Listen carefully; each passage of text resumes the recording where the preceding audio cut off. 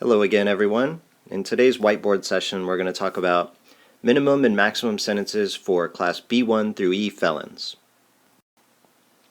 In an earlier session, we looked at the way things work for Class F through I felons down at the bottom of the grid here. Today we're going to focus our attention up top at the way things work for Class B1 through E felons. And so if you take a little bit closer look at the top of the grid, you can see you got a little bit more going on up there. There's more numbers, obviously, because the sentences go higher. But if you look at the combinations of minimum and maximum sentences, you can see that a different mathematical rule is being applied than we talked about for Class F through I felons. For B1 through E felons, the maximum sentence that corresponds to the minimum is 120% of the minimum plus 12 months. So again, what this side of the sentencing grid is doing for you is math. It's just doing that calculation for you. But we also see for the Class B1 through E felons is a special rule for sex crimes. It's things that require registration as a sex offender, and it's shown, down each column you have those numbers in parentheses off to the right is the maximum sentence that would correspond to the selected minimum if the defendant was convicted of a reportable sex crime. And the rule for those is 120% of the minimum plus 60 months. And those calculations, that addition, reflects the term of post-release supervision that applies to the defendant. We build that extra time into the maximum sentence so there'll be enough time to accommodate post-release supervision after the person's release.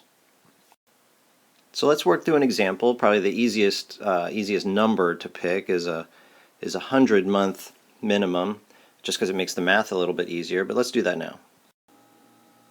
So let's work through an example of what this might look like. Let's say you had a Class C felon with a 100 to 132 month sentence.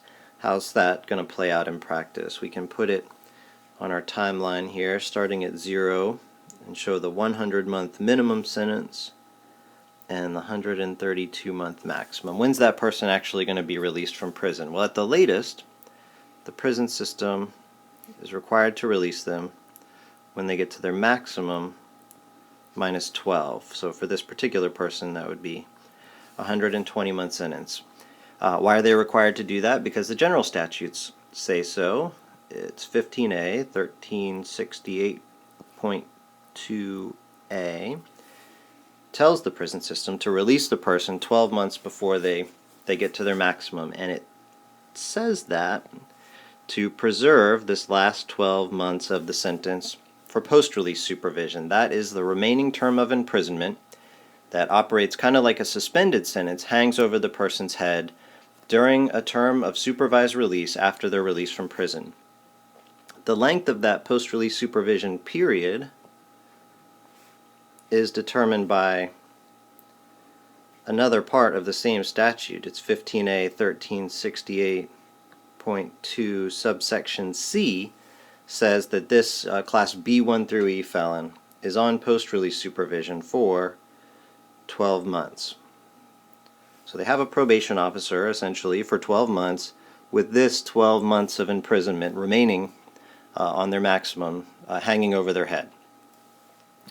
This interval right here represents the defendant's opportunity to accrue earned time in prison.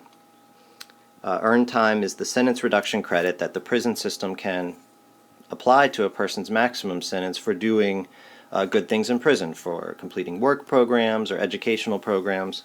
If a person came into prison and didn't earn any earned time, they would be released at this latest point at the 120-month point, in this case, the maximum minus 12.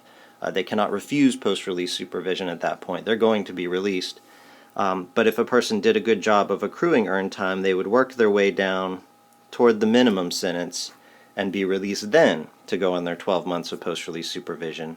For sentences, longer sentences like this, defendants actually do a pretty good job of working their way from the maximum minus 12 down toward the minimum sentence, and they do that. They do better than Class F through I felons on the whole at doing that because they have more time to do it. They have more time to to get a good job in the prison system or to get into a security classification where they can work at a job that has a good earned time rate. So people do a fairly good job of working their way down toward the minimum sentence.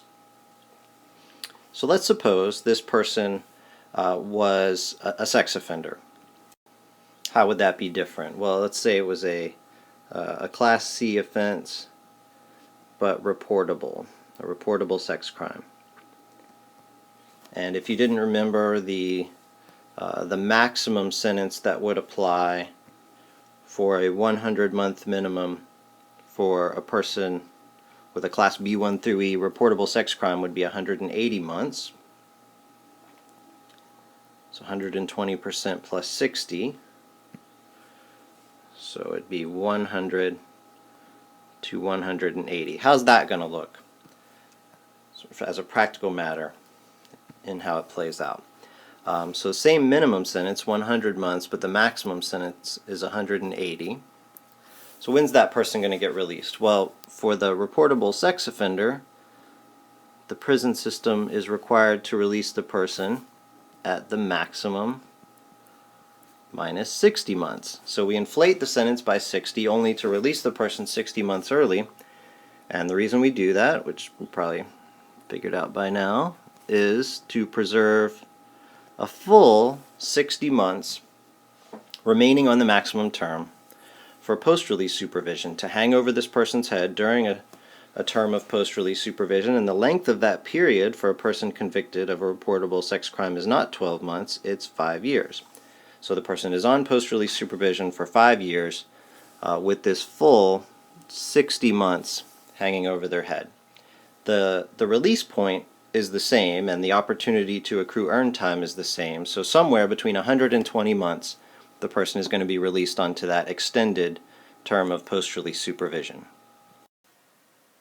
I think it's important to know that that's the way it plays out in practice, because when you look at a judgment form, all it's going to say is 100 to 132 months, or if it's a sex offender, might show the maximum as 180 months, and there's not going to be any indication on the face of the form that this post-release supervision period, especially the 5-year period, is going to happen. So when you see the sentence on there, you need to be thinking about all of this timeline that we discussed, and the way these numbers down here actually translate into this reality.